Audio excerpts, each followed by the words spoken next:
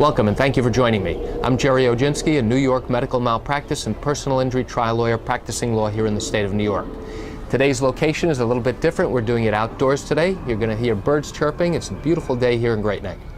Today's topic is failure to diagnose cancer. And there are many types of cases that we see with this, from failure to diagnose breast cancer to failure to diagnose lung cancer. With a breast cancer case, oftentimes the patient will have gone to their doctor complaining about a particular lump that they have felt during the course of their own examination.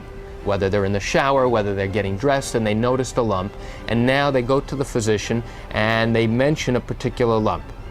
The problem arises when the physician either ignores it, examines it and says, don't worry, it's nothing to worry about, or sends them off to have certain tests done, and the tests are not properly read. And as a result, the patient is reassured that there is nothing wrong, and they continue on with their lives. It's only when the lump gets bigger and more pronounced, or starts leaking fluid, it's usually at that point that the diagnosis is made of breast cancer. And then the patient always wants to know, well, I complained about this particular condition a year ago, 2 years ago. If this had been detected a year ago, would my treatment options be the same? Would the outcome be the same? Because as you know from watching my video tips, it's crucial in New York for me as an attorney to be able to prove, number one, that there was wrongdoing, number two, that the wrongdoing caused injury, and number three, that the injury is significant and permanent.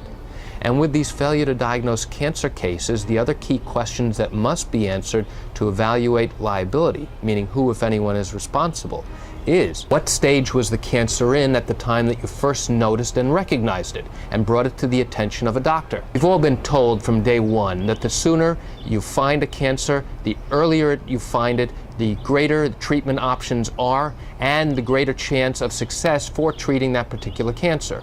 So if you find a cancer in the very early stages, in stage 1, you have a much better outcome and a much better chance of success of treating it compared to stage 3 or stage 4, which is the most significant and severe stage of cancer. The important questions that we have to ask any expert who's evaluating a failure to diagnose cancer case is, would the treatment have been different? Would the outcome have been different? Would your survival, would your life expectancy have been different?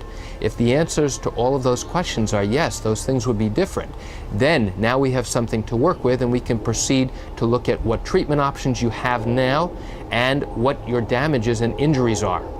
And that's it for today's tip on failure to diagnose cancer.